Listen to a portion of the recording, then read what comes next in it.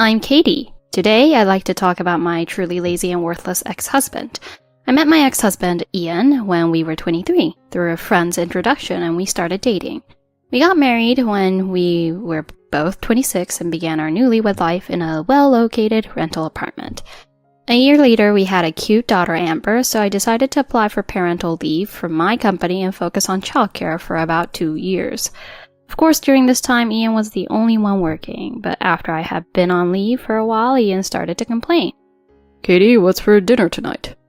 Thanks for your hard work. We're having hamburgers tonight. Will you be home by the usual time? Another hamburger? We had that last time too. Last time was about a month ago. Did you not like hamburgers? Lately it seems like you're not putting much effort in. You're not working, so at least make a decent meal. Hamburgers still take time to make, you know. Plus, Amber's weaning has made things really hectic. You're mostly just taking care of a baby that sleeps all the time. What's so hard about that? She's only 6 months old, you know. She cries whenever she can't see me. I'm even cooking dinner while carrying her on my back. Other moms manage to do that perfectly. You're home all the time. You should handle housework and childcare perfectly. Even if you say that. Well then, why don't you come home a bit earlier and help with things like giving her a bath? Huh? Why should I have to do that? I'm working outside and getting tired. Why should I take care of the kid? I think other dads are giving their kids baths. Don't say ridiculous things. Even if I come home early, I'm not going to give her a bath. I see. Hey, why do I have to be the only one working? Huh? You're lucky. You get to take time off just because the baby was born. I'm not just resting. I'm on leave to take care of Amber. You nap during the day, don't you? I have nighttime feedings too. I need to sleep when I can. Huh, must be nice. I'm working while you nap. Don't say it like that. You could have taken paternity leave too. Huh? There's no way a man like me can take that. Think a little. It seems easier to take now. You've become out of touch with reality after staying home. This is what happens when you don't work. Please stop it. When's your return to work? In 1.5 years. Ugh, that's a long time. Anyway, just because you're at home doesn't mean you can slack off. Do everything perfectly. I'll do as much as I can. Ian has never liked work very much. Despite that, he thought I was the only one relaxing at home. Maybe that's why he was so angry. In reality, I didn't have any time to relax. Ian, who didn't take care of our daughter, didn't understand those struggles. Even after that, while listening to Ian's complaints, I completed my 2-year parental leave. With nursery school starting in April and my return to work just around the corner, I got a call from Ian, who still hadn't come home by nightfall. Katie, I quit my job. Huh? What? What do you mean? Just what I said. I'm not going to work from tomorrow. What? Are you serious? Why? This job wasn't right for me. And since you're going back to work from tomorrow, it's fine if I don't work. How can you just decide that? We'll need money for Amber now. What are we going to do? You should earn the money. You're at a better company, so it should be easy for you. It's not just about that. Are you planning to become a full-time house husband? Yes, that's the plan. I've been the one earning until now. It's only fair for you to take over. But Ian, can you even handle housework? Of course, it's easy. I see. And also, I'm depressed. Huh? I have no motivation for anything. I looked it up and it said I have depression. Did you only look it up yourself? Have you been to the hospital? I can tell without going. I have depression. Since it's an illness, as my wife, you should support me. An illness? If you think you're depressed, you should really see a doctor. How can you trust what a psychiatrist says? I know my own body best. But... Enough. I've made up my mind. Katie, you better do your job properly from tomorrow. Don't underestimate work. Ian. After that, Ian didn't reply. He came home late at night, completely drunk. When I asked what kind of drinking party it was, he said it was a farewell party. I realized that it was true that he had quit his job. Even if I wanted to discuss things, I couldn't talk to Ian, who was drunk and barely conscious. That night, I let Ian sleep in bed as he was, and I went to sleep myself to prepare for my return to work the next day. The next morning, I got ready with my daughter while keeping an eye on Ian, who was still asleep. After dropping her off at the nursery, I went straight to work. From that day on, I worked outside. Ian stayed home as a full-time house husband. I enjoyed my job, so Ian becoming a house husband wasn't a big problem for me, but he hardly did any housework or childcare. I took our daughter to and from the nursery, and after work, I handled bath time, dinner preparation, and cleanup. When I asked Ian to help with housework, he would yell, "I'm depressed, so I can't do it," and wouldn't do anything. Ian mostly just slept, played games, or went out to gamble. This lifestyle continued for about 10 years, and I became completely used to managing work, housework, and childcare on my own. When our daughter started junior high, she got busy with tennis club activities, and her daily return time began to be after 6 p.m. One day, an incident occurred. It happened while I was away on a business trip. "Mom, were you on a business trip starting today?" "Yes, that's right. I'll be back by tomorrow night. Are you still at school, Amber?" "Yeah. I don't have club activities today, so I'll be home soon." "Got it. Be careful coming home." "Roger that." I made curry, so just heat it up and eat it. I don't think Dad will do anything, though. You can just leave him be. "Yeah, thanks for the curry." "I'll just eat it myself." "Thanks, please do." 30 minutes later. "Mom." "Amber, what's wrong?" "You're not at home right now, right?" "I'm not, but did something happen?" "I just got home from your bedroom. I can hear Dad and some woman I don't know." "What?" "I was going to say I'm home and went closer to the room, but I heard disgusting noises and voices." "Where are you now?" "In my room." "I see. Stay there for now. I'll contact the neighbors and have them come over, so just wait." "Okay. I'm sorry you had to experience this."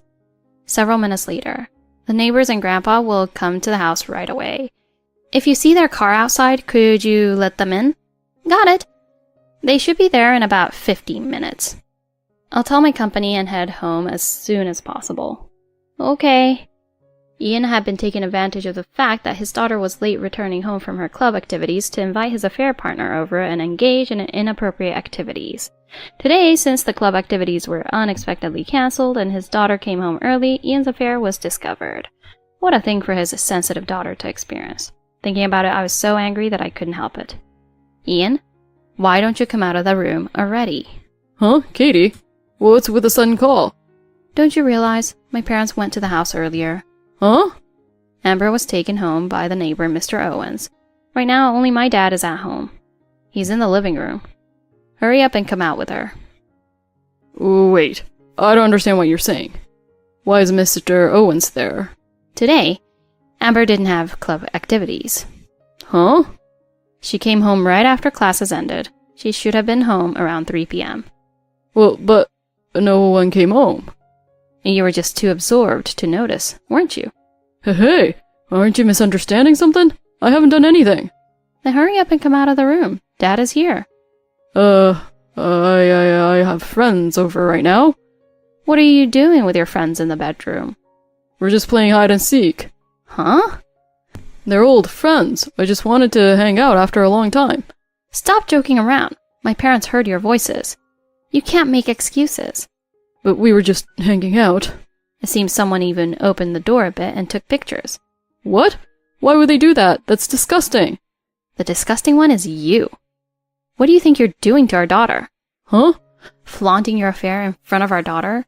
You're truly the worst father. It's mostly your fault. Huh? You hurt my male pride. Huh? I wanted to regain my confidence as a man. Huh? I was lonely because you didn't pay attention to me. Huh? It's your fault. Ha! Whatever. Just get out of the room quickly. I'm heading home now. Huh? Are you coming back? Of course. I'm worried about Amber. We need to discuss divorce. Divorce? Why divorce? Huh? Of course we're getting a divorce. Wait, I'm not getting divorced. Even if you don't want to, we're getting a divorce. And I'll be taking alimony and child support from both you and your affair partner. Huh? Alimony? That's impossible. There's no way I can afford that. If you don't have it, earn it. But I said I can't work because of my illness. Then go to the hospital like I've told you many times. You keep saying you're depressed without even going to the hospital. You're doing nothing. No work, no house chores, no child care. There's no reason for me to stay with you. Don't say that. I'm alive too, you know. From now on, live alone. Or why not be with your affair partner? She's a stay-at-home wife. Huh? Is it a double affair? You and your partner are the worst. That's why neither of us has money. Please, I'm begging you. I won't cheat again, so please don't divorce me. Absolutely not. I'll be getting alimony from both you and your affair partner. That's impossible, I'm begging you.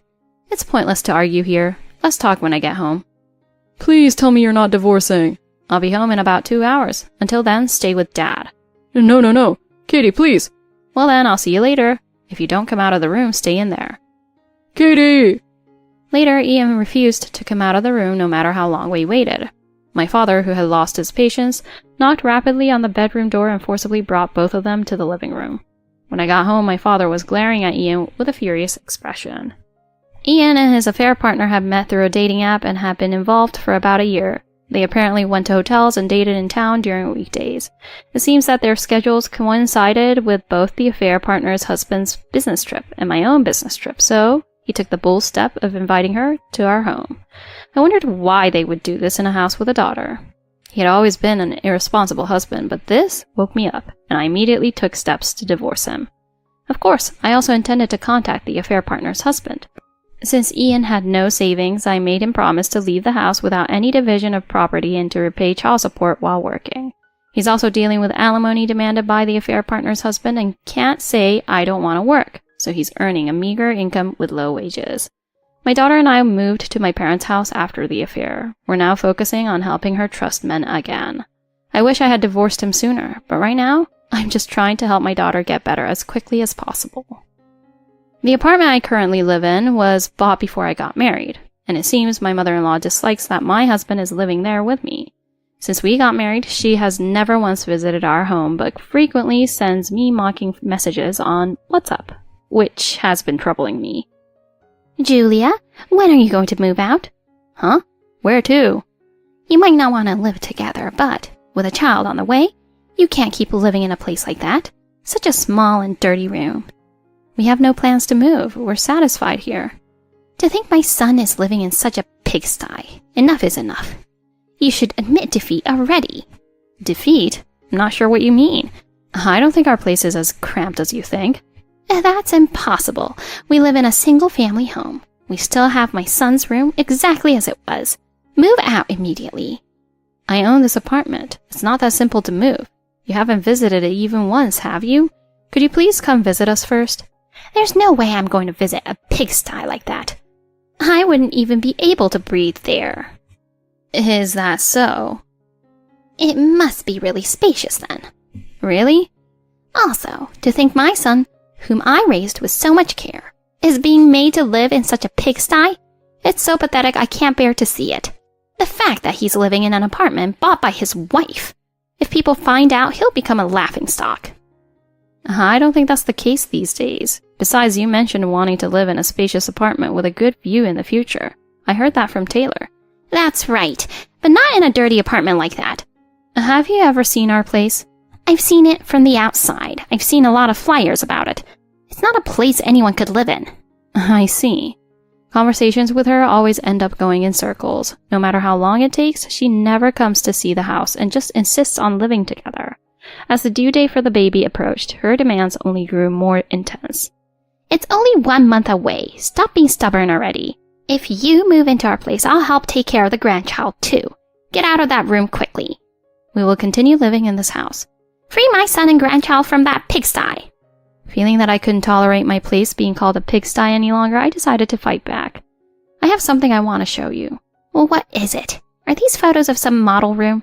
Are you suggesting I should move here? It's true that I want to live in an apartment in the future, but not somewhere this expensive. Huh? A model room? This must be one of those model rooms you see on TV. A model room of a new apartment. This is our home. What? Seeing her reaction, I was pleased and decided to take and send pictures of the entire house. What is this? It's a 4-bedroom plus loft, which we bought with all our savings. It's not a mansion, but it's not small either. The balcony is spacious enough for gardening. You're trying to deceive me, aren't you? Because in the brochure for that apartment, it showed a 1-bedroom layout, didn't it? Actually, this apartment has a variety of room sizes. From 1 to 6 bedrooms, there are various options. Especially the 1-bedrooms are often occupied by wealthy students who get them from their parents. That's why they frequently appear in flyers. But the higher floors rarely make it into the flyers, because they are occupied. Your place is probably on a lower floor, isn't it? This is the view from the window. I sent a photo of the view from the window. The area around our apartment is mostly single-family homes, so you can see far. And there is also a large park, making the view from our room quite nice. That's a lie. Was it different from what you imagined? You're lying. It's not the top floor, but it's on a higher floor. It has 4 bedrooms and a loft. It's not a mansion, but it's spacious enough for 3 people. But Taylor mentioned that you dream of living in a clean, well-viewing apartment, so I really wanted you to come see it. Oh, well, if you put it that way, I guess I could come and see it. No, that's okay. Huh? Since you think it's a pigsty, you wouldn't want to see where your son is living, right? There's no need for you to go out of your way to visit such a pigsty. It's enough to just communicate via WhatsApp. No, but, well, we must decline living together. Afterward, my mother-in-law apologized through someone else. When she visited with her son after the baby was born, the look of shock on her face is something I still remember vividly. I'm Monica and I'm in my early 30s. A year ago, I married Campbell, and today I received this WhatsApp message from his mother, Meredith. I decided to finally let out all the frustrations I've been holding in. Monica, do you have a moment? Meredith, what's up? Well, I've been thinking for a while. It's just the 2 of us, my daughter and me, living together, right? Yes. I believe Hillary has divorced and moved back home. That's right. Hillary's had a tough time. Her ex-husband suddenly asked for a divorce. He was strange. I thought he was odd from the start of the marriage. How should I put it? His personality was just off. So, what's the issue? Oh, right. I got off track, but thinking about the future, I was thinking that my daughter and I could live with you there. What do you think? Huh? Wait a minute, you can't just decide that on your own. But, Monica, the apartment that you and Campbell live in, you bought it, didn't you? The house that Hillary and I live in now, you see, it's a rental, right? Paying rent is really a waste, isn't it? Uh-huh. A 3-bedroom is a bit too spacious for just 2 people, and even if we look for another place, there are various costs like security deposits and moving costs. That's true. Normally. Your apartment, Monica, still has some extra rooms, right? What if we moved in together? Well, it's not just that, it's troublesome. It's also too sudden. You say that, but to be honest, the house and living expenses are all covered by Campbell, right? You're covering it with Campbell's money, right? What do you mean by that? Well, since you're just working part-time, you're only earning a few $100s a month, right? Your part-time earnings are just your pocket money. The household expenses are covered by Campbell's earnings, right? Huh? Campbell is my son, and Hillary is Campbell's sister. I don't think there's anything odd about us living together there, you know? Wait a minute. Meredith, are you misunderstanding something? Misunderstanding? What do you mean? Where did you get such an idea? It seems like you're misunderstanding something. What? Do you think I'm saying something strange? Wanting to move into the apartment that my son bought with his earnings? Is that really so strange? Monica, you talk as if I'm a senile old woman, but look at you barely working and speaking like that.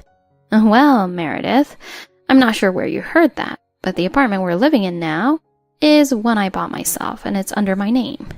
Oh, come on. Stop pretending. Shall I show you the purchase documents? I bought this apartment while I was still single. That's a lie.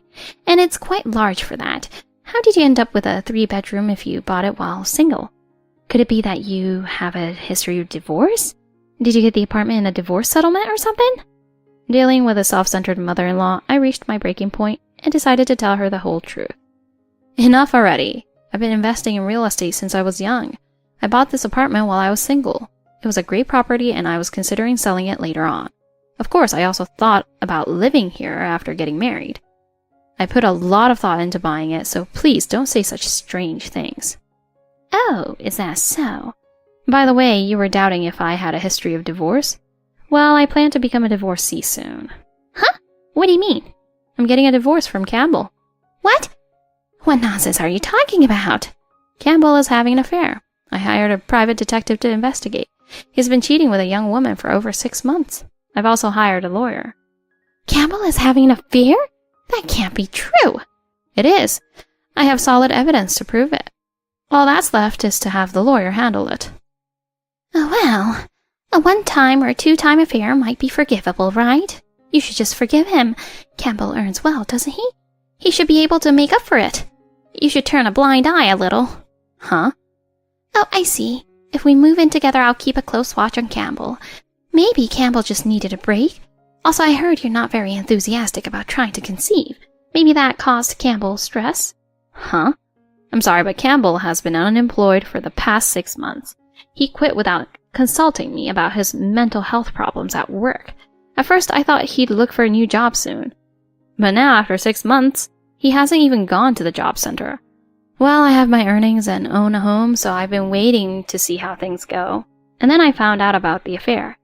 What? What do you mean Campbell is unemployed? Just as it sounds, he hasn't worked for 6 months. That's why I was scared to start trying to conceive. I was waiting to see how things would develop. So what about living expenses? I'm the one supporting us, as I've said. I run an online store. I earn a decent amount. I've been covering all of Campbell's living expenses. Your son hasn't earned a single penny. And by the way, he seems to be spending money on affairs and gaming. His spending habits are quite reckless. This definitely adds to the reasons for divorce, doesn't it? Well, then if Hillary and I move in together, I'll give Campbell a stern talking to. Well, if Campbell is given a talking to, he might start taking things seriously. That's impossible. Besides, even if he did start being serious, I'm still going through with a divorce. Wait a minute, what about us? We've already told the real estate agent we're moving out this month. Hillary also quit her job because she was moving here. What are you going to do about that? Huh? I don't know, but I've already filled out the divorce papers and have retained a lawyer. I'll be requesting proper compensation from Campbell. Compensation? How much are we talking about? I'm thinking about $25,000. That amount is impossible, isn't it? Isn't Campbell unemployed? Yes, he hasn't earned a single penny. Also, Campbell has accumulated debt. He seems to be very dedicated to his affair and hobbies. He's been spending money on mobile games and his mistress. It's ridiculous. And Campbell's mistress? She's a divorced woman with 4 kids. It's going to be really tough if he remarries her. So please don't contact me anymore. If you need to reach me, please go through my lawyer. Campbell has been staying with his mistress since last week. He hasn't come back. I'll be sending him a message on WhatsApp telling him not to come back. I don't know what happened after that. Before my mother-in-law moved out of her current house, I quickly sent all of Campbell's belongings to his parents' house and also sent the divorce papers. I'm not sure what happened with my in-laws or my ex-husband, but since I received the alimony, I'm not concerned anymore. I received a wedding invitation from my ex-husband. Then my daughter said, "Mom, you should definitely go." I'm Sarah, a 33-year-old housewife. I live with my husband Jason, who is the same age, and our 4-year-old daughter Lily. I thought we had a pretty ordinary but happy family. Until yesterday, that is. It all started after dinner with just my daughter and I. The doorbell rang, signaling the beginning of the end. Who could it be at this hour? Jason has a key, so he would just come in. When I checked the camera, there was a young woman I didn't recognize. She introduced herself as Emma, a friend of my husband, so I thought something must be wrong and opened the door. "You're not as stylish as I imagined." "Oh, an old lady." "Didn't anyone teach you that you should say hello when you enter someone else's home?" Lily, whom I told to stay in her room, came out. "When you go to someone else's house, you say hello with a cheerful voice. And when you go inside, you say sorry for bothering you and take off your shoes. That's common sense. Miss, how have you lived this long without knowing something even a 4-year-old knows?" "Oh, Lily, this could be dangerous if she gets upset. Maybe it's not a good idea to provoke her." What a spoiled kid. No wonder Jason doesn't want to come home. "What do you mean by that?" "Jason's not coming back to this house, and he doesn't want to see you or your kid anymore. Here, take a look at this." She threw something at me, and it was a divorce paper. "Fill it out already. Jason signed his part." "But this is..." "Jason's stuff is packed in the closet. Go get it. He's not coming back, and he doesn't want custody either." "No way. This must be a mistake. This woman must be making things up. I wanted to believe in my husband, but then I got a message on my phone. I'm leaving you to be with Emma. I can't face you, so please give my stuff to her. I was shocked. Oh, let him go already. Sure enough, Jason's things were packed up in the closet just like she said, with a note saying, I've found true love. Please don't hate me. Just like that, the ordinary happy life I thought I had was broken, and our marriage came to an abrupt end. It's been a year since then, and I'm finally getting used to life as a single mom. My family lives far away, so I didn't have many people to rely on. But thanks to my coworkers and mom friends, I've made it this far. Especially my neighbor Mary. We help each other by watching each other's kids. Getting divorced because of my husband's betrayal was hard, but I'm grateful to have found such supportive friends. Today, Mary watched Lily for me, so I was able to finish my work and head home. Mom, you got a letter! Thanks, sweetie. Huh? A wedding invitation? Whose wedding? Let's see. What? The invitation was from my ex-husband, Jason's mistress, Emma, who had come to my house. Who sent it? From Mom's friend whom you don't know. It would be a shock for her to know that Dad is getting married to another woman. Lily was already hurt because of what the mistress said in front of her, and she has never mentioned her dad since then. Wait, is it from Dad? Is Dad getting married? Did he actually invite us to the wedding? Lily is a smart kid. There's no way I can keep this from her any longer. Yeah, he invited me and you to his wedding party. He really has the nerve to invite me and Lily to his wedding. After he left his mistress to handle the divorce because he couldn't face this, now he thinks we're just gonna show up and celebrate? What in the world are those two thinking? There's no way we're going. I was tempted to tear the invitation and throw it away. Wait, Mom! I think we should definitely go! Huh? Why? I bet it'll be fun! Let's go to Dad's wedding! I'll just mark attending right here. Lily quickly marked attending, and in the process, she erased the declines part on the RSVP card. Well, I guess we're going to a wedding.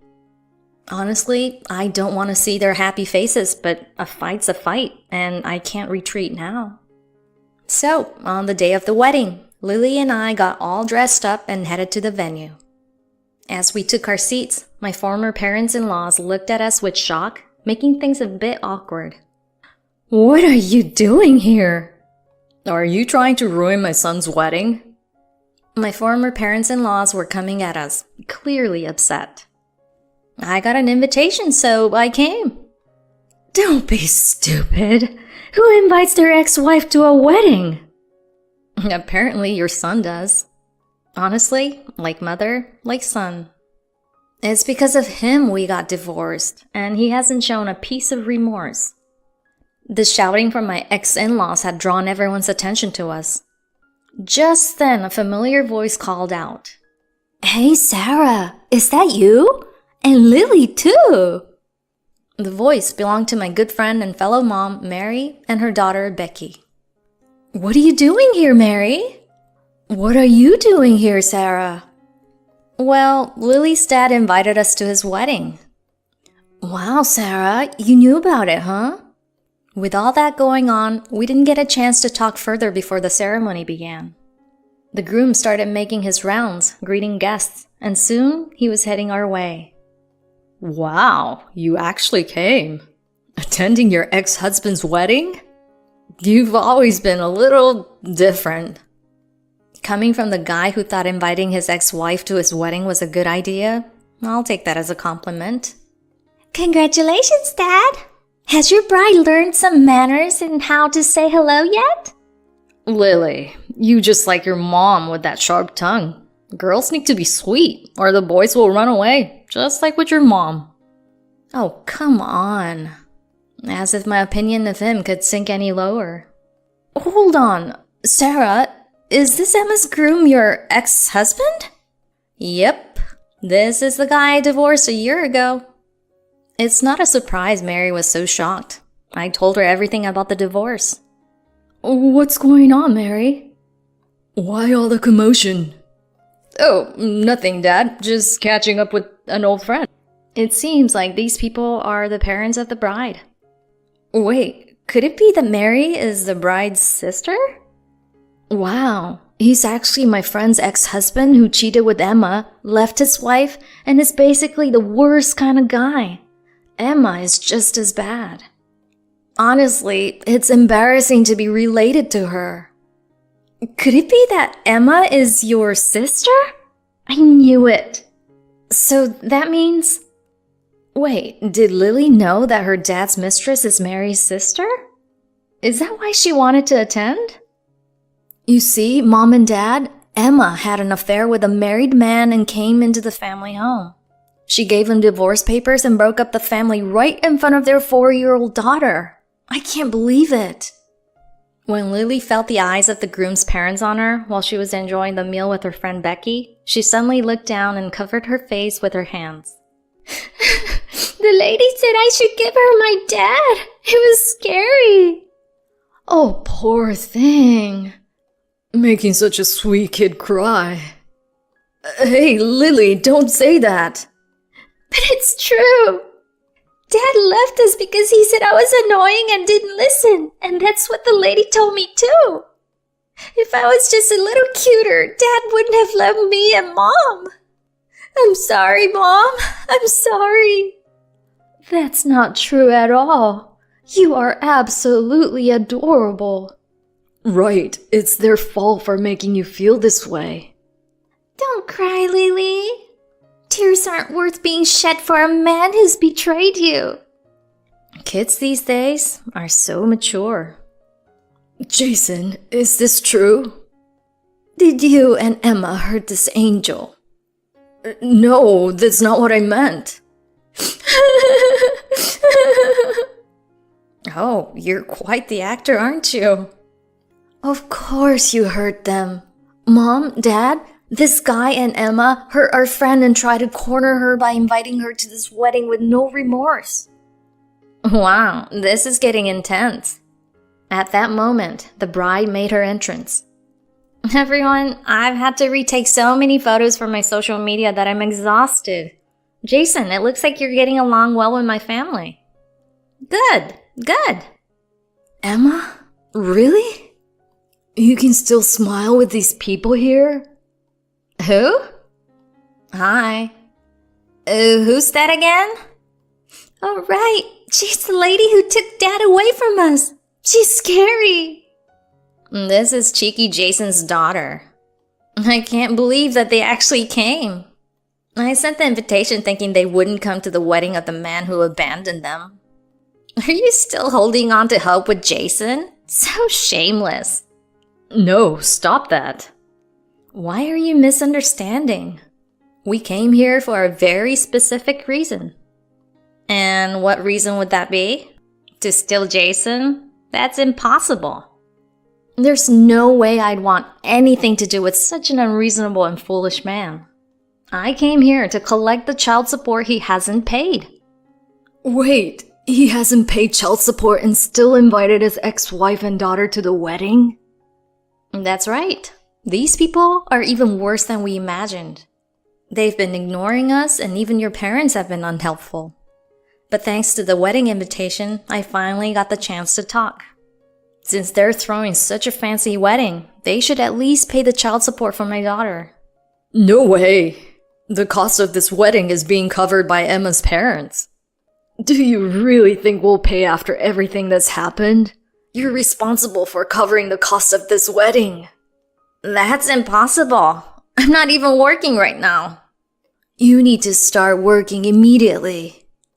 Jason, you should now earn enough to cover it. In my opinion, the wedding was a success. My ex invited his work colleagues, and because he had his mistress, now his wife, invite us to the wedding, he had to deal with his reputation being damaged as the fool who abandoned his family without paying child support. The fact that he remarried just a year after our divorce fueled all sorts of rumors, and it seems most people weren't surprised. Even though his workplace reputation is terrible, he can't afford to quit because he needs to keep up with the expenses and child support. He has to make sure the child support is paid under his boss's supervision. At the wedding, my ex and his new wife were avoided by many people and seemed isolated. Their marriage also appears to be in terrible shape, though it seems they're stuck in it. Emma is also working part-time to pay off her debts. This situation has actually strengthened the bond between Mary and me. Mary has distanced herself from not only Emma, but also from her inconsiderate parents. It's better for Becky, too. By the way, recently on the day when we both happened to have off, Mary came over and made the suggestion. Hey, how about we go on a trip with the four of us sometime? Doesn't that sound fun? Oh, that sounds great! It's been a while since I've had a good trip. I want to make lots of memories for Lily, but I'm not sure where to go. Let's enjoy a girls' trip with the four of us to the fullest. Thank you for watching. What kind of new and interesting adventures will Sarah have next? Stay tuned. If we have savings, we should renovate my parents' house. I get where you're coming from, but we don't even have enough savings yet. What are you talking about? We should use your savings for this. What? No way! Why should I be the one to pay for this? Well, since you married into our family, your money is technically ours. That's not how it works. Don't be so stingy. They're my parents after all. You dislike my parents that much? Yes, I do. If we're gonna go ahead with the renovation, then I have my own thoughts on this matter. I'm Emily. I live with my husband Jake. I work in a trading company, and we're both 33. I'm home. Hey Jake, what are you doing with the bank book of my personal bank account? Oh, I just happened to find it. But Emily, you have so much saved up. Well, I don't have many hobbies, and I've been working steadily with a decent salary. But didn't a lot of your savings disappear when we bought the apartment? Yes, but the apartment is secondhand. You and I both contributed, and it didn't cost as much as we thought. We bought the apartment in a rural area, so secondhand property was under $50,000. Why didn't you mention this before? It was money I saved before we were married. I didn't think it was necessary to bring it up. You have more in your personal savings than we have in our joint account. Well, that's expected. It's money I saved over 10 years. Our joint account was only set up a year ago. Alright then, let's go ahead with the renovation. No, we don't need to renovate it. The apartment was already renovated when we bought it, and the fixtures are still in good shape. No, I'm talking about my parents' house. Your parents' house? My parents' house has been there since my grandmother's time. It's getting old, and I want to renovate it for them. I understand your feelings, but we don't have enough savings yet.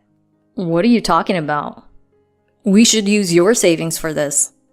No way! Why should I be the one to pay for this? Well, since you married into our family, your money is technically ours. That's not how it works. Stop being so stingy. They're my parents after all. You dislike my parents that much? Yes, I do. I don't get along with your parents, especially your mother. Whenever I visit their house, they make it clear that they don't like me. Hello, welcome. Did you bring any snacks? Yes, here you go. I hope you like them. Oh no, just cookies? Why not cake? These cookies are very good. So, you think you can just give something traditional for older people? Please don't treat me like an old person. Ah, how annoying. Fine, I'll eat them. Thank you. By the way, when are you having children? Children? Oh, we haven't discussed that yet. You've been married for almost a year now. When will you start a family? Well, we have work and we'd prefer to wait a bit longer. Why wait? The sooner the better. It's not that simple. We have our own timing. Your timing doesn't matter. We want you to give us grandsons soon so that we can feel relieved. Your thinking is outdated. So I try to avoid going there and keep conversations to a minimum. Just because you don't like them doesn't mean you can ignore it. If a disaster happens, the house could collapse. It's not that, but I really don't want to use my savings for this. Jake, you should pay for it. But I don't have the money. Alright then, I'll need you to write a promissory note. Is that okay? A promissory note? Yes, if it's a loan to you, then that's fine, but up to $10,000. I've never heard of a couple needing a promissory note between them. Whether you're married or not, it's still a loan between individuals. It's necessary. So, what are you gonna do? I'm telling you, I'm willing to lend it to you. I'm not borrowing any money from you.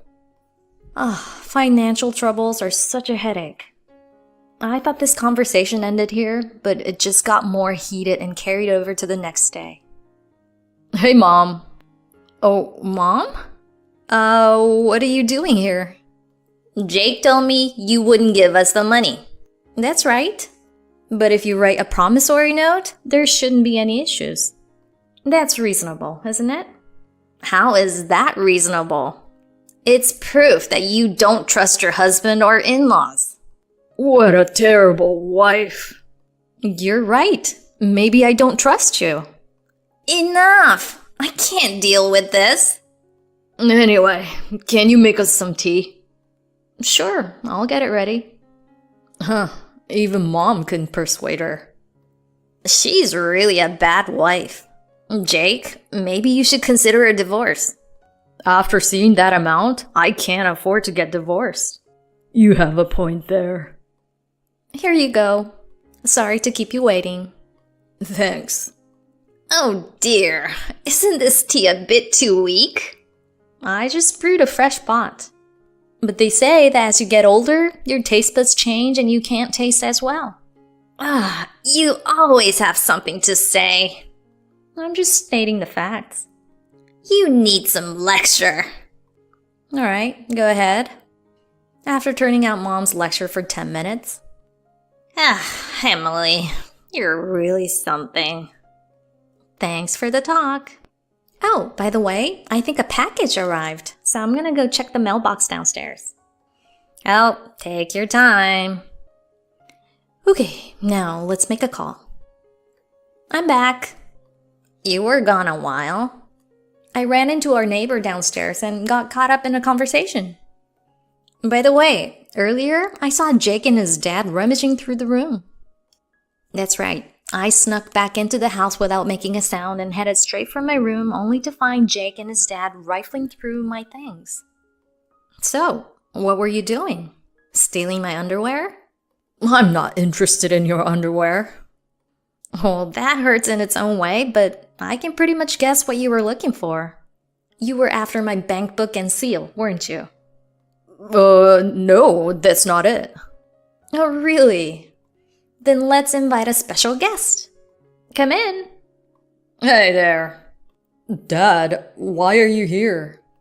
I got a call from Emily. Now, Jake and Dad, mind if I check your pockets? Why would you need to do that? One of you has Emily's bank book in your pocket.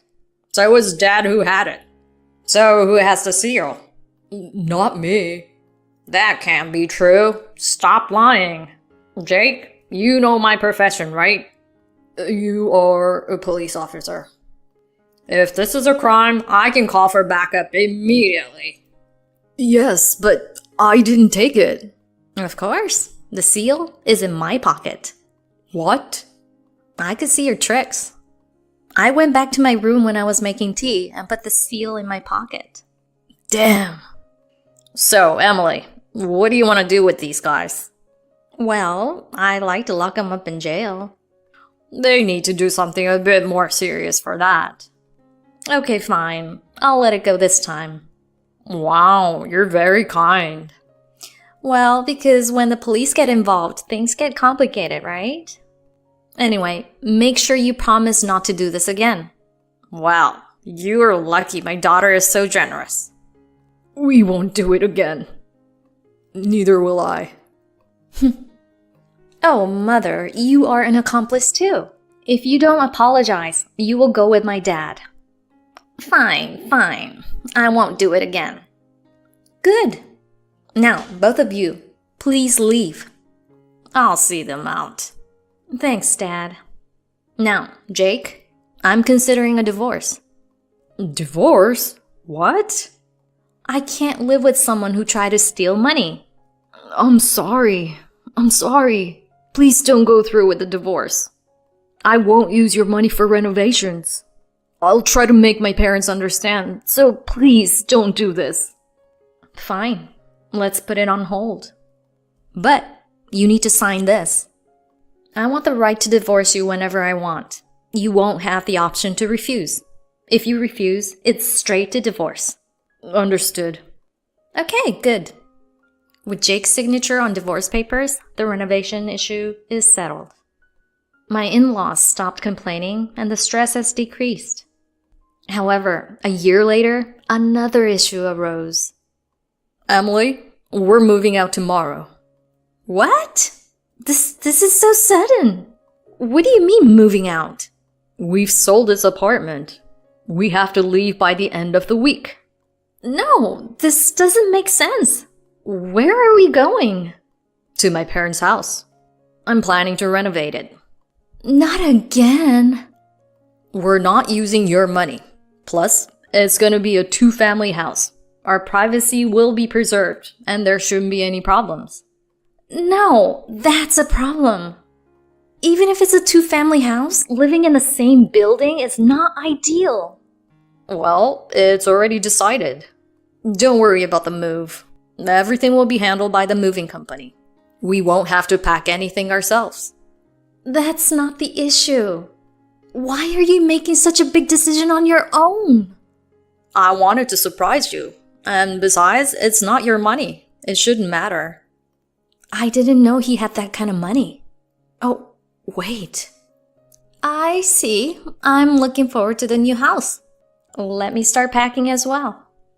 Next day. All right, Emily. I'll go to my parents' house first. You handle everything else. Okay. I'll just do a bit of cleaning and then head over too. There's something stuck in the gap. What is this? Why is she so late? I'm really frustrated.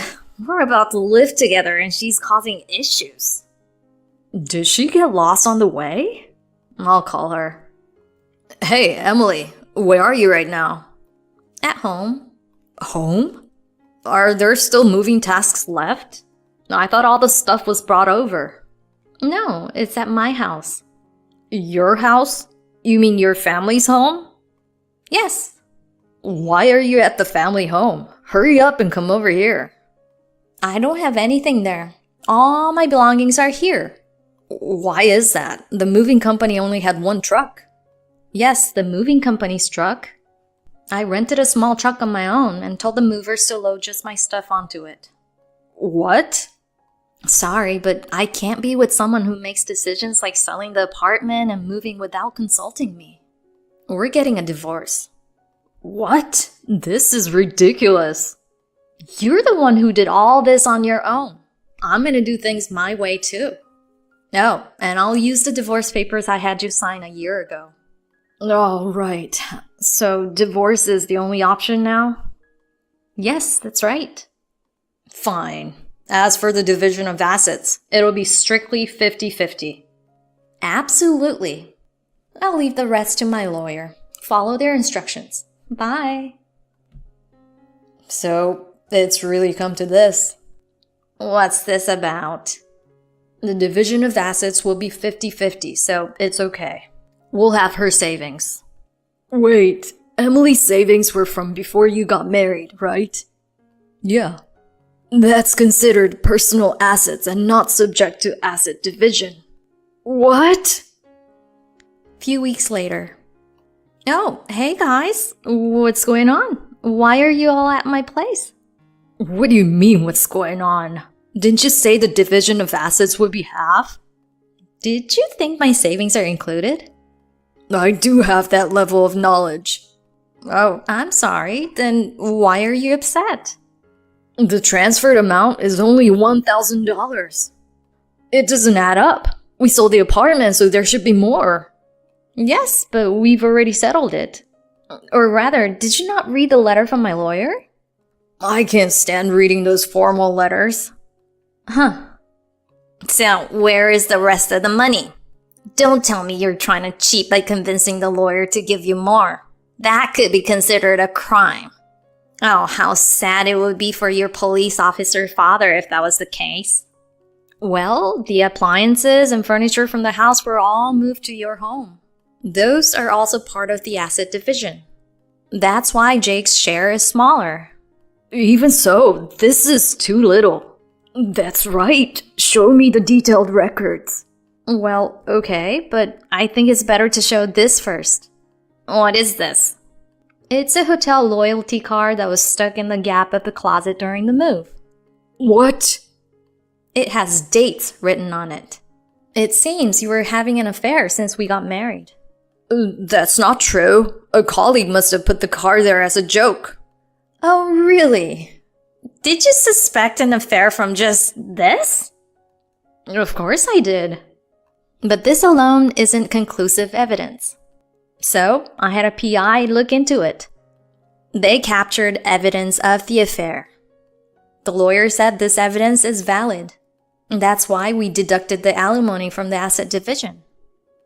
Jake, is this true? Oh, Jake, your parents will be so disappointed. I was just having a little bit of fun. What's wrong with that? Look at the number of stamps on the loyalty card. It's been stamped 20 times. But wait, are your photos real? Yes, the photos were taken a week ago.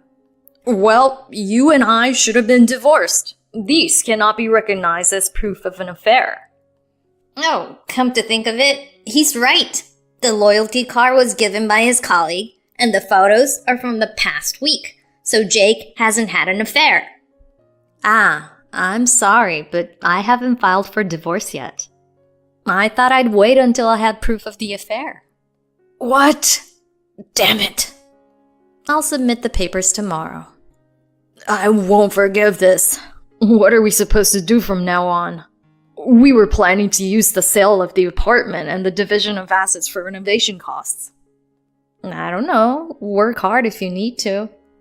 You're still my wife. Do you think it's okay to do this? I've only done what's necessary. Damn it. Oh, in that case, we'll move into your house. Dad, we have intruders in our house. What? Ouch. Please, sir, don't do that. Just because you're a police officer doesn't mean you can be rough. We're just visiting. Oh, it's you guys. Dad, I can't forgive this for the second time. Please take him to the police. Ah, let's do that. I'll contact my colleagues. I'm sorry, but I'm arresting you on the spot. I won't forget this. Such an outrageous family. Yes. Next day. The next day, after submitting the divorce papers at the city office, I went by Jake's parents' house. What's going on? Oh, are you their neighbor? Well, I'm just an acquaintance. I rang the doorbell to introduce myself about the start of the construction today, but no one answered. I thought they might be out. Ah, they must have gone to the police station. I don't think they'll be able to pay for the renovation. I recommend settling this matter early. They won't pay? I'm afraid not. That guy, even though we gave him a discount, he still won't pay? Ooh, it seems that Jake and them hired a suspicious contractor. Okay then, we'll tear this house down. I'm just kidding. I guess I shouldn't get involved with him and his people. Jake probably chose the company based only on the renovation costs and didn't check the company itself. This will likely become difficult after being released from the police station, but it's no longer my concern. Well, I should get going then. Bye. Hi, Dad. Oh, you're back, Emily. What happened to Jake and his parents?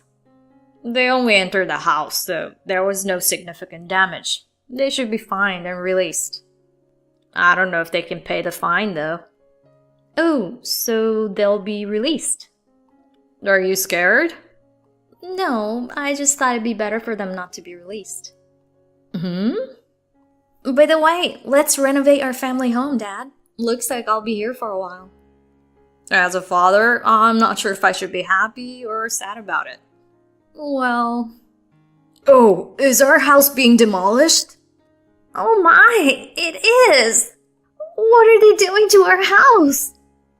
Well, regarding that, could you please pay the full amount for the renovation up front? But I thought the payment could be made after the renovation. The situation has changed a bit. The renovation will be completed in 2 weeks anyway. Do you have the money? If not, then you'll have to work here with us. Oh, Dad, look at our newly renovated room. It's beautiful. It really is. Despite various issues, we chose a reliable contractor and it turned out very well.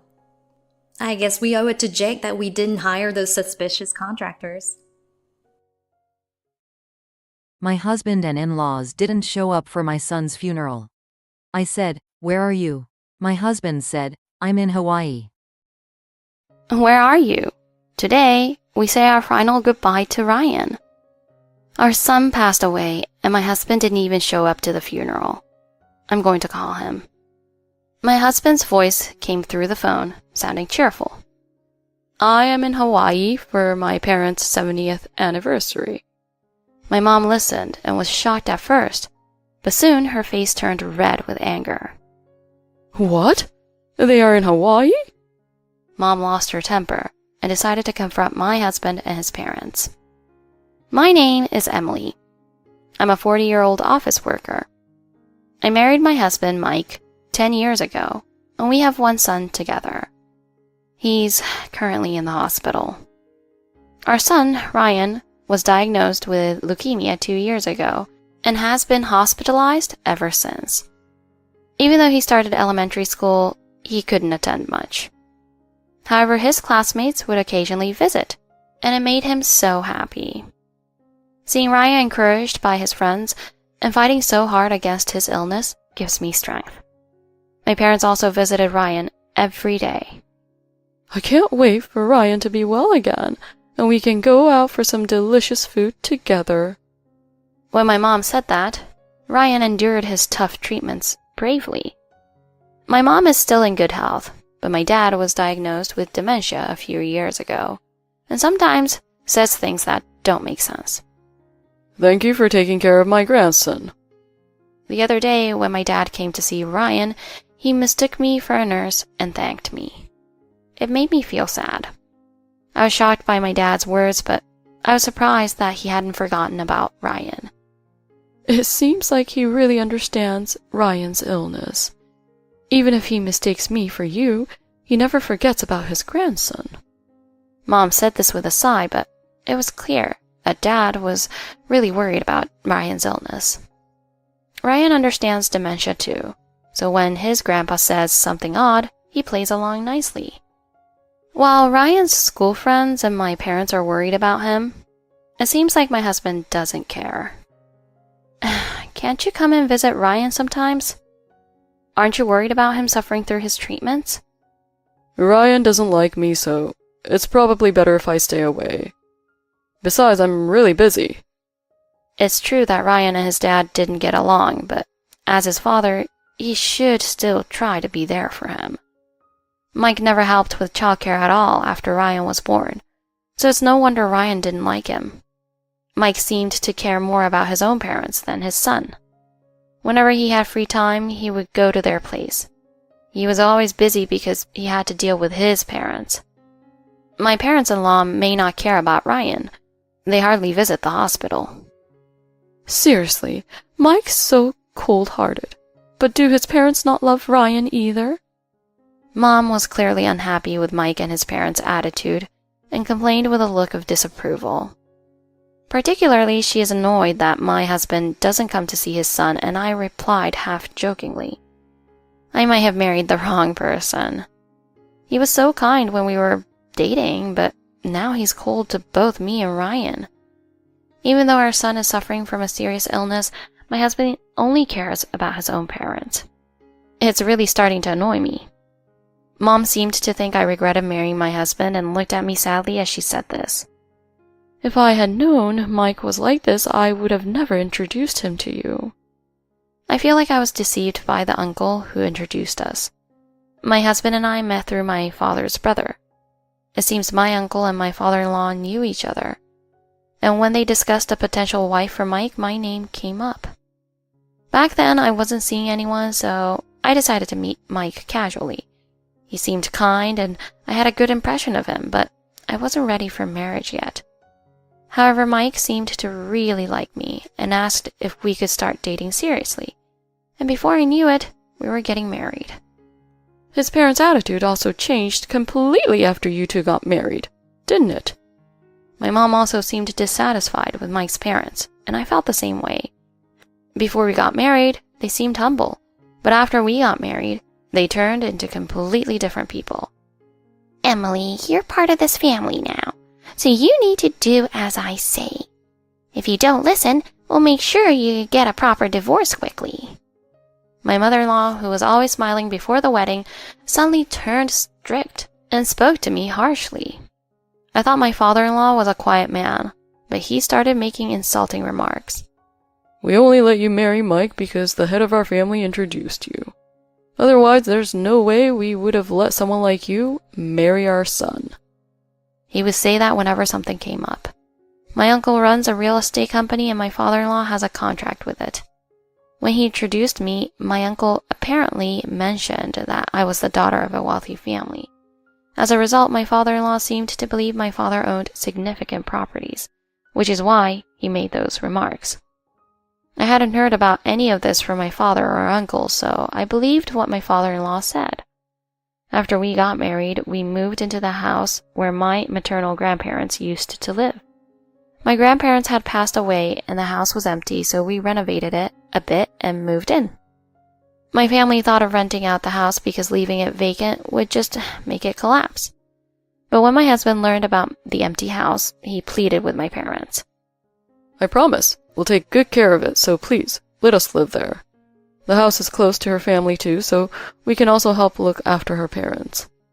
That made sense. It's near his family too, so we could both keep an eye on our parents. But having his parents living close by, who had changed their attitude so much after the wedding, was only a burden for me. On top of that, Mike would often invite his parents over to our house and start bragging. My house is new and must make you so jealous. It's a lot bigger, maybe even twice the size of your house. When Mike talked like he owned the place, his father seemed annoyed, but his mother smiled and said, We could live together here. It might be an old house, but it's better than where we live now. After they left, I asked my husband about it. Are you planning to have your parents move in with us? This isn't even your house. When I questioned him, my husband just laughed and said it was a joke. But even if he was joking, my mother-in-law seemed serious about moving in, which made me uneasy. After that, my in-laws kept coming over, looking around the house and saying whatever they wanted. Living here would be better than our poor house. At least there's no rent in this dump. I was annoyed when my father-in-law called it a dump, and my mother-in-law ignored me while picking out a room for herself. My husband wasn't speaking up, so I decided to tell them the truth. We're borrowing this house from my parents. My grandparents used to live here, so of course it's a bit old. My in-laws were surprised to hear that, but then my father-in-law quickly responded with an angry look. That's why it's such a place in poor condition. He called it poor, but I thought it was better than their house. My mother-in-law didn't seem to believe me and started saying whatever she wanted. Why are you lying? I trust my son more than you. Even if she didn't believe me, it didn't change the fact that we were borrowing the house. So I didn't say anything more. I was worried about what would happen if my in-laws forced their way into moving in with us. But when I found out I was pregnant, the whole conversation about them moving in disappeared. Maybe they realized they'd have to help take care of the baby if they lived with us. because my in-laws suddenly became quiet. Emily's parents should take care of the baby. They live nearby, so I won't have to do it. I never asked her to help with the baby, but she said that anyway. Since we lived close to my parents and my in-laws, I couldn't stop thinking she really didn't want to take care of the baby. I wondered how they could not be excited about their first grandchild. But when I told my mom what my mother-in-law said, she just laughed. Leave the babysitting to me. You don't need to ask someone who doesn't want to take care of a sweet grandchild. I thought my mom was right, and planned to ask for help once the baby was born. After a while, when my son was born, my parents were excited. But my in-laws only came to visit once. My husband also didn't seem moved by the birth of our son, which was a bit disappointing. Don't worry. Once the baby arrives, Mike will have affection for him. He might not feel like a father yet. My mom tried to cheer me up, but my husband continued to show no interest in our son. Then, when our son turned 5, he fell ill. After tests at the hospital, he was diagnosed with pediatric cancer. My husband, who was supposed to support me through this shock, said, "You'll have to cover the medical expenses yourself. It's not my problem." I was angry at his attitude as a father. My mother-in-law also made harsh remarks. It's because Emily passed on her genes that Ryan has cancer. None of our relatives have anything like that, so it must be your fault. Hearing my husband and mother-in-law's comments, my father stood up for me. Don't you care about Ryan? We'll take care of him, so you can do whatever you want. My father, who was very supportive at that time, made my husband and in-laws leave quietly. Even though I was already distressed by my son's illness, their harsh words made me even more upset. Don't be discouraged. Ryan will be upset if you don't stay strong. We'll do everything we can to support you. Let's work together. Encouraged by my mother, I decided to stay strong for my son. I concluded that I couldn't rely on my husband anymore, and I focused on taking care of our son and working. My parents, who had already retired, were able to help with looking after him, which I was grateful for. Despite the diagnosis of pediatric cancer, my son's condition improved, and he could live almost like a normal child. My husband questioned whether our son really had cancer and accused me of trying to deceive him. Is Ryan really sick, or are you just trying to fool me? Seeing our son playing happily, my husband continued to say inappropriate things. I ignored him because talking to him seemed pointless. After the diagnosis, my husband was not always around the house, and seemed to be always going back to his parents' place. It was actually easier for me without him around, as he only complained. My parents came to our house to help with our son, which made my husband seem even less interested. However, after our son was hospitalized 2 years ago, my husband started spending more time at home. Leave the housework to me. You can go to the hospital. By the way, how about giving me this house? When I came back from the hospital, my husband would smirk and make such comments. I ignored him, but he seemed to be more concerned about the house again. I felt annoyed thinking about his plans to move in with his parents without caring about our son. At this time, my father was diagnosed with dementia, and both my mom and I were busy, so we couldn't focus on our house. We hadn't explained my father's condition to my husband or in-laws. So even when my father came over occasionally, my husband seemed to be unaware of what was happening. Today your parents came over, but they seemed to be just casually walking around. I wondered if they weren't going to help with Ryan. It was my husband who was relaxed. Since I couldn't take my father for a walk alone, my mother always accompanied him. Explaining everything seemed like too much trouble, so I said nothing. My uncle also visited occasionally, and often had serious discussions with my mother. I was curious about what they talked about since my uncle looked serious. When I asked my mother, she only gave uncertain answers. While I was worried about my mother and uncle, my son's condition worsened. I had been prepared for it, but realizing how critical it was made me overwhelmed. With my husband unreliable and my father suffering from dementia, I had no choice but to rely on my mother. When I updated my husband on our son's condition, he said something shocking. I'm busy right now, so stop calling. You handle Ryan's situation. I was mad at his lack of parental responsibility and seriously considered separating from him. After a while, my son passed away, and I was in such shock that I couldn't do anything. My mother and uncle took care of everything on my behalf, so I was able to stay by my son's side. Then, just before the funeral, my uncle started to panic. Where are Mike and his parents? They can't skip the funeral, can they? Seeing my uncle in madness, I called my husband. Where are you? It's time to say the last goodbye to Ryan. I'm at a party celebrating my parents' anniversary. I told you not to call right now. I heard my husband's voice through the smartphone, and my mother and uncle were furious. My mother turned red with anger. He's in Hawaii? When my mother said that, my uncle started doing something. I had not expected anything from my husband, but hearing he went on a vacation to Hawaii while Ryan was in a dangerous state made me lose my temper. You knew Ryan was in a critical condition and still went on a trip? I feel pity for Ryan for having a father like you. I hung up the phone, and while I was holding back tears, my mother comforted me. I will never forgive them. Don't worry, everything will be gone by the time they return from Hawaii. Confused by anger and sadness, I didn't fully understand what my mother was saying. However, I knew I had to stay strong for my son, and managed to get through the funeral. Thanks to my uncle and mother, the funeral went smoothly. After the funeral, I was left unable to think clearly. I had centered my life around my son, and now I didn't know what to do next. Leave the future to me. Emily, you should go back to your parents' house and take it easy. Following my uncle's advice, I returned to my parents' house and helped take care of my father while settling in.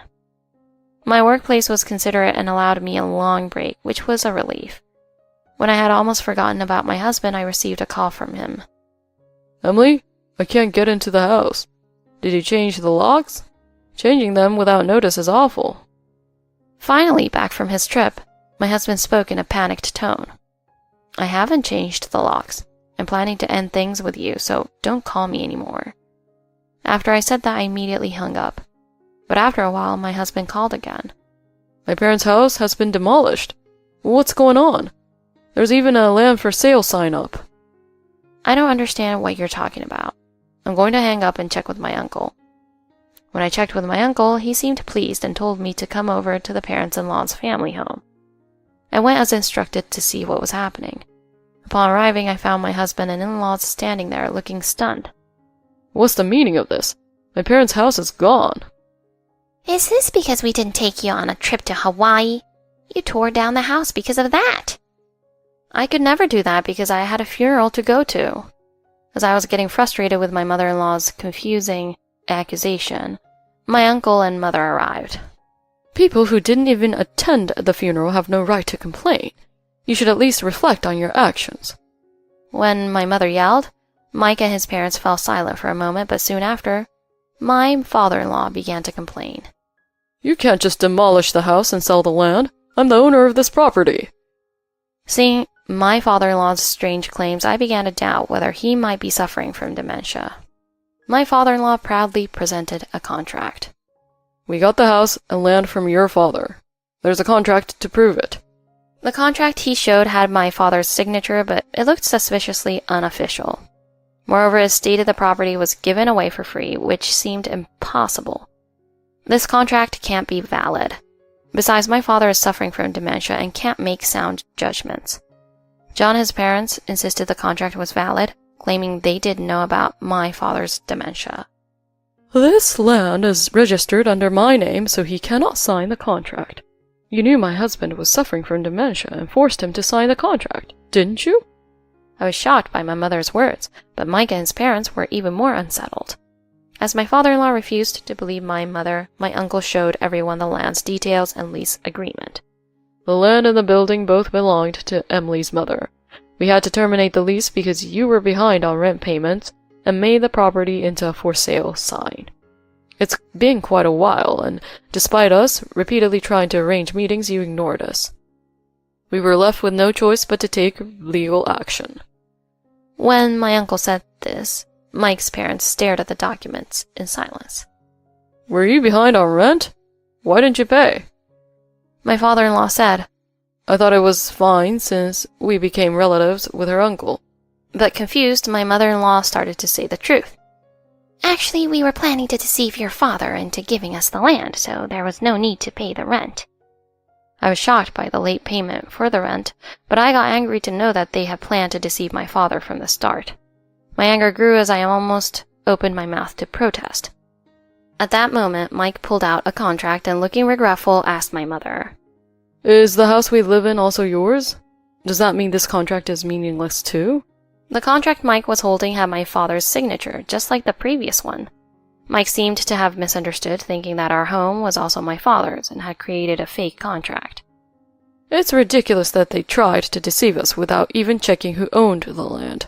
I'm glad we found out in time," my mother said with a look of astonishment, while Mike and his parents were shaking with anger. My mother explained that her father was a significant landowner in the area, including around their home, which shocked me and Mike. Suddenly, a young woman appeared. Please pay for the travel expenses I paid. When will the life insurance for your late son be paid out? Seeing the woman, Mike panicked. The uncle grinned and said, "Even after your son's death, you brought your mistress to Hawaii. You're quite something. We've investigated everything." I was once again surprised, but quickly realized that the woman was Mike's mistress. It seemed the uncle had suspected Mike of infidelity and had secretly investigated, with my mother and uncle discussing the matter in a serious tone. The woman had emerged from behind a nearby building and didn't fully grasp the situation, realizing she had appeared at an inopportune moment. She hurriedly fled. I didn't think Mike was such a terrible person. Our son must be appalled from heaven. Even as I said this, Mike seemed unaffected and chased after his mistress. I turned to his parents. How does it feel to have enjoyed yourself in Hawaii, relying on the insurance money of your grandchild? Unfortunately, I'm the beneficiary of the insurance, so you'll have to pay for the travel expenses yourself. Unable to retort, Mike's parents hurriedly left. After the funeral, I realized that my mother had meant to completely remove Mike and his parents from our lives. Following this, I divorced Mike and filed for alimony. It turns out my ex-husband had been cheating for 2 years, and he planned to leave me after our son passed away. He thought that once our son was gone, he wouldn't have to pay child support or deal with any responsibilities, and he would benefit from the life insurance. He confessed his infidelity to my in-laws and even took them on a trip to Hawaii. He knew about my father's dementia and took advantage of it by secretly getting my father to sign a contract while our son was in a critical condition. Since both my mother and I were busy with our son's condition, we had left my father in the care of a home helper, which gave him the opportunity to act. He managed to get my father to sign the contract as planned, but apparently he didn't realize that the land was actually owned by my mother. My mother inherited both pieces of land from my father and had entrusted their management to my uncle, who runs a real estate company. My father-in-law, who was renting the land and property from my uncle, mistakenly thought it was still my father's land, which was a major fault. Without thoroughly checking the details, my ex-husband and his parents focused solely on financial gain. They ended up accumulating a large amount of debt. My ex-husband not only has to pay alimony, but also cover the costs for the 4-person trip to Hawaii, which has left him financially strained. My in-laws were also asked to pay overdue rent and turned to their son, my ex-husband, for help, but he could barely handle his own debts. They had initially not paid the rent because they were already struggling with debt. They hoped to clear their debt by acquiring the land, but it turned out to be my mother's property. Burdened with debt, my ex-husband has even lost his mistress and is now living alone and in misery. Returning to my family home, I'm finally starting to recover from the shock of losing my son. Since my mother is also struggling with my father's dementia, I can't afford to stay depressed forever. Seeing my lack of energy, I believe my son in heaven would be worried, so I want to stay positive within my limits. My father sometimes says strange things, like today he mentioned, "Ryan is visiting and running around happily." I was taken aback by his words, but maybe my father can still see my son. I'll choose to believe that my son is watching over us and that we should live cheerfully for his sake. My husband dumped his mother with dementia on me, saying, "It's the wife's job." He left for his lover, and she said, "Finally, he's gone." While I was busy raising our child, my husband said to me with a straight face, Caring for my mother is the duty of the wife. You must take full responsibility and do it. He forced me to live with his mother, Emily, who had dementia, and pushed all the caregiving responsibilities onto me. As for my husband, he left a divorce paper and shamelessly went to his mistress. With a husband who abandoned his home, leaving behind a child and Emily to care for, I wondered what I should do from now on. While I was troubled and worried, Emily looked at me with bright eyes. The troublemaker has finally left, hasn't he? But you can't just forgive him easily. Her smile was full of energy and determination. I am Sarah. I worked as a receptionist at ABC Trading when I met John, who came to the company as a salesman when I was 30. We started dating and got married about half a year later. At the beginning of our marriage, John was kind, and I was looking forward to our future together. John was the eldest son, but I was also worried about getting along with his family. However, contrary to my concerns, my relationship with my in-laws was good. Before our marriage, I heard that Emily was a strict person, and I was worried about getting along with her. However, when I met her, she was completely different from what I expected. My father-in-law, Brian, had already passed away, but Emily was bright and easygoing. We got along well, and she would even take me on trips and teach me how to cook. There was even a time when she took my side during a marital argument and scolded John for me. Emily seemed to have been strict with her children's upbringing, as John was quite obedient to her. Sometime after our marriage, I found out I was pregnant. I gave birth to a lovely baby girl who was as cute as an angel, and Emily was also delighted. While I was busy with the unfamiliar task of raising a child, a sudden misfortune struck. Emily collapsed from a stroke. Although she survived, she was left with paralysis on her left side and required nursing care. She had been living alone, but now she is unable to take care of her daily life. My husband said, I am the eldest son, so could you take care of her since you are the eldest son's wife? My parents had already passed away, and I treated Emily like my own mother, so I had no objection to living together. After that, my life completely changed. Taking care of my daughter while providing daily care for Emily was difficult. However, at first, Emily was mentally sound, and even though her body was inconvenient, she would watch my daughter for me, so I somehow managed. My husband was not very enthusiastic about parenting, and at that time, I thought living with Emily might be good for my daughter. However, I began to notice that Emily was acting strangely more often. She would ask me, "What's for lunch today?" right after we finished lunch, or she would wake up in the middle of the night saying, "Isn't it morning already?" When she was examined, it was found to be mild dementia. This seemed to be a shock to Emily, and she became more depressed. At the same time, my husband's behavior gradually started to change. While he used to say how cute our daughter was when she was first born, once she started crying at night more often, he would say things like, Be quiet, and put her to sleep quickly. I have work tomorrow too. At first, I thought he was just tired and irritated from working during the weekdays.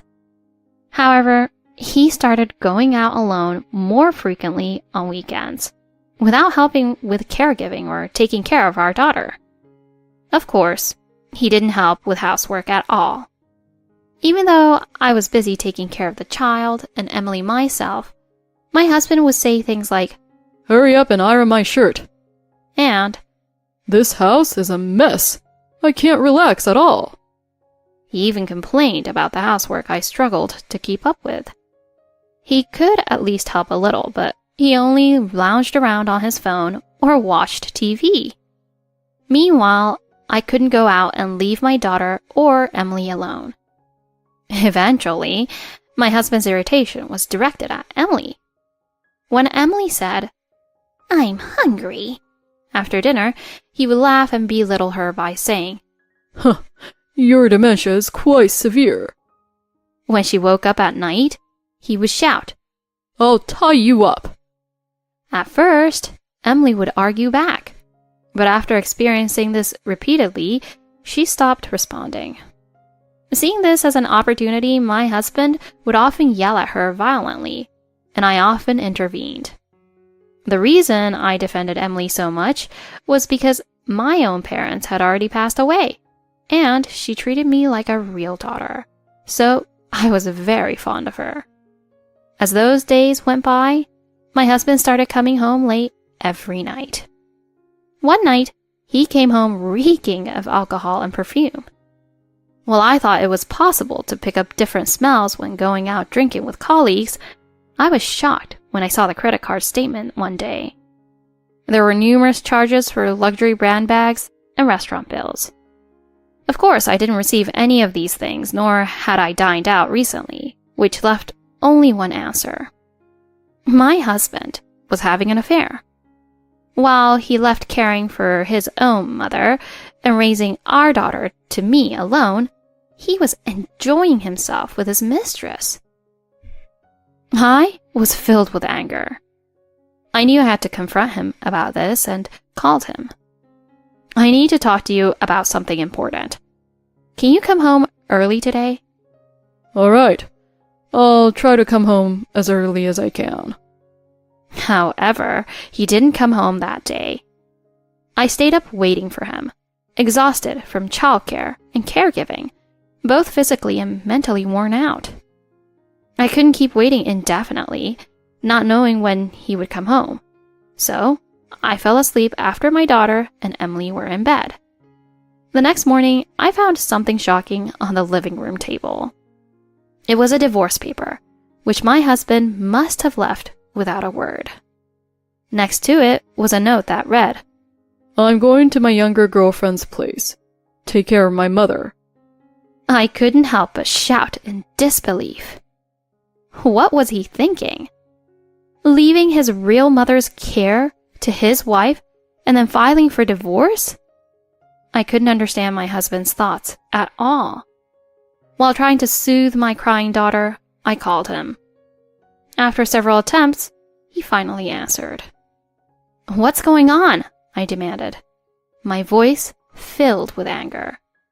"I asked to talk this over, but now there's a divorce paper here?" "You might have already realized, but I have a new woman now. She's younger and prettier than you. With your boring life, I choose her." What are you saying? What about your mother's care? Are you going to live here with your girlfriend? And what about our daughter? "I'm planning to put my mother in a facility. I'm currently looking for a good place for her, so please take care of her until then. Besides, I have work, so I can't." I'm taking care of our daughter while looking after your mother.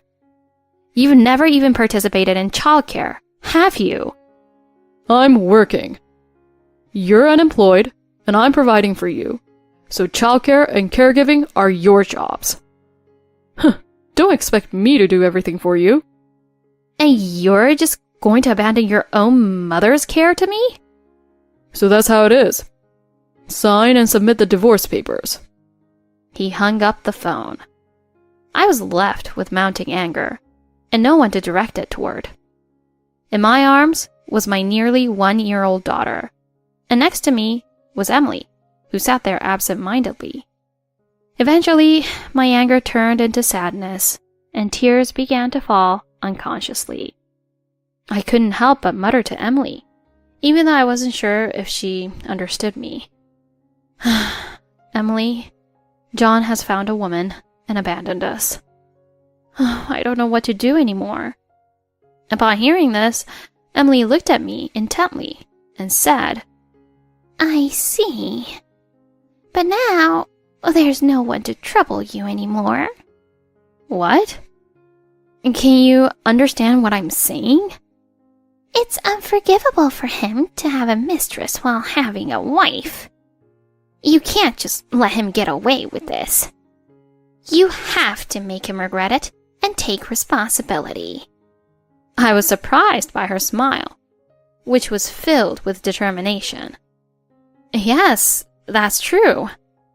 Although I was half in doubt, Emily's eyes were focused and clear.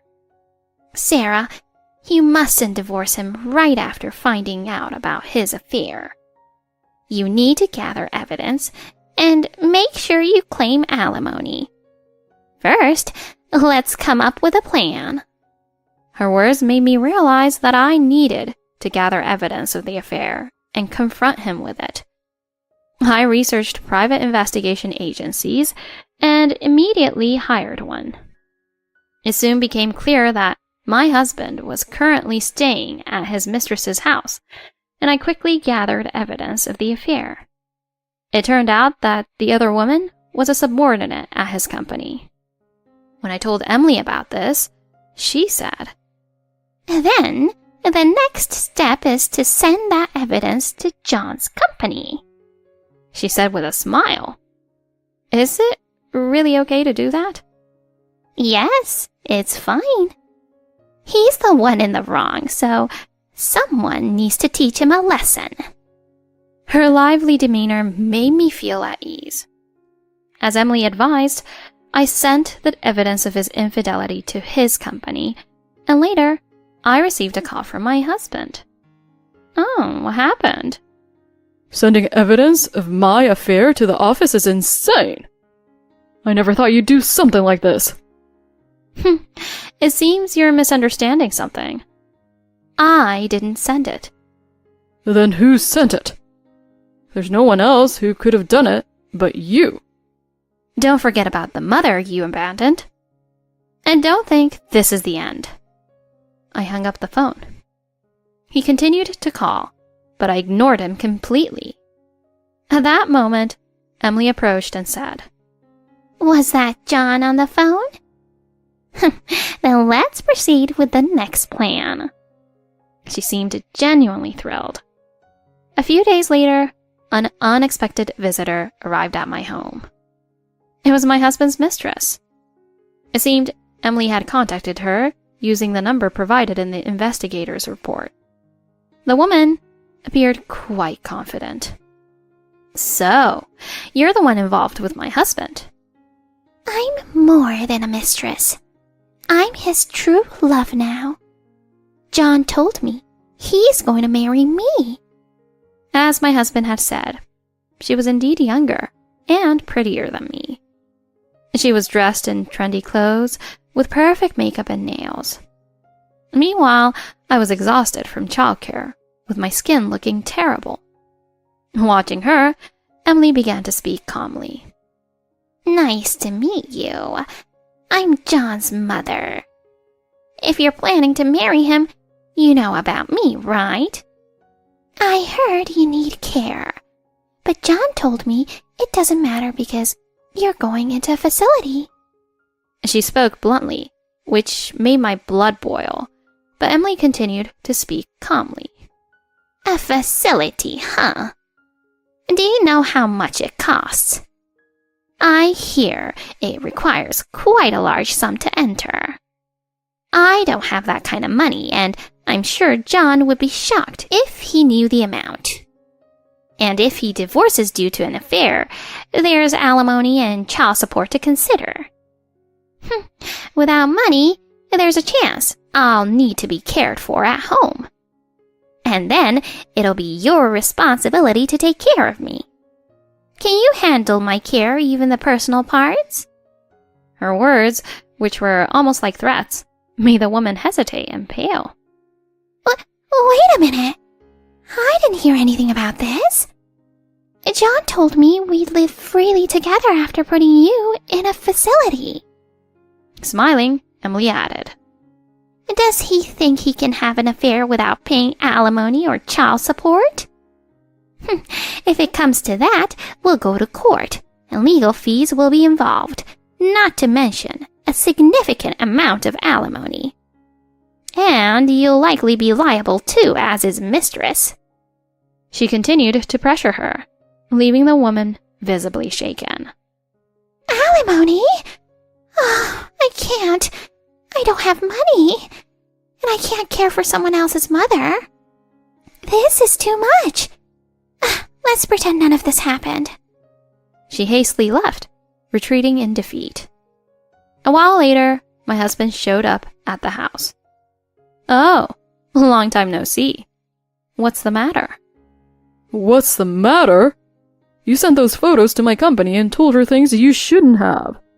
She said marrying me is impossible now and kicked me out. I just told her the truth. My reputation at work is ruined now. What are you going to do about it? He reached for me as I held our daughter. John, stop it. You're acting disgracefully. Take responsibility like a grown-up. It was his mother's stern voice. Mother, I thought you were losing it. Do you think it's acceptable to do as you please just because I'm old? More importantly, stop treating Sarah and your daughter so poorly. Sarah has taken good care of me, unlike you. You're just like your father. Her words, filled with irony, scolded my husband sharply. He couldn't say anything in response to his mother's rejuvenated demeanor. Sarah, I'm sorry.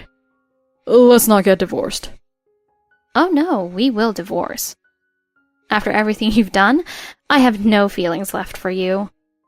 I have evidence of your affair and our daughter's situation, so I'll be sure to claim alimony and child support. I finally found the peace to discuss our separation. Shortly after, my sister-in-law Amy, John's older sister, came by. When I explained his affair and Emily's cognitive improvements, she shared stories of the past.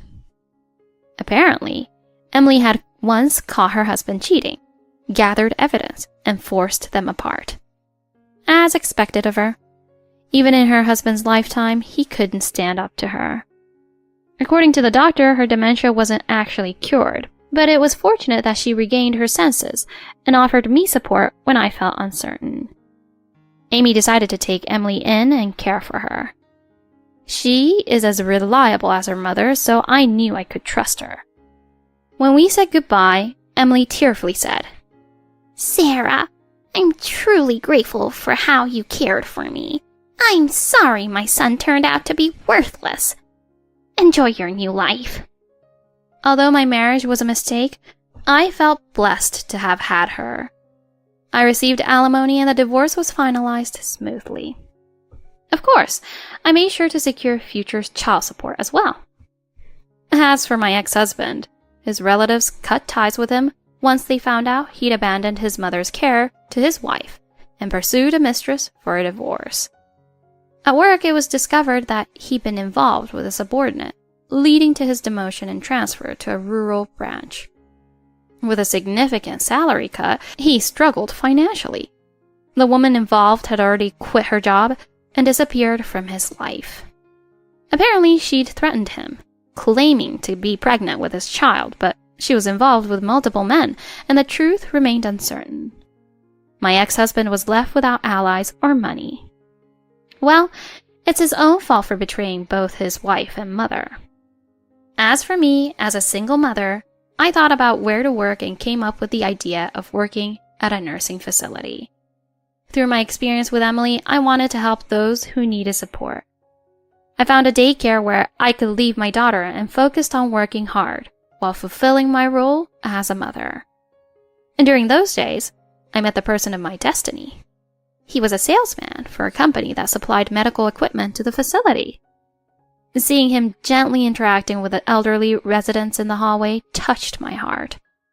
He earnestly listened to my parenting concerns, and his warm gaze felt like spring had come to my heart after a long winter. From that day, he became an indispensable part of my life. And soon, We promised to walk towards a new future together. He was kind to my daughter, and she grew fond of him. This time, I'm determined to build a happy family.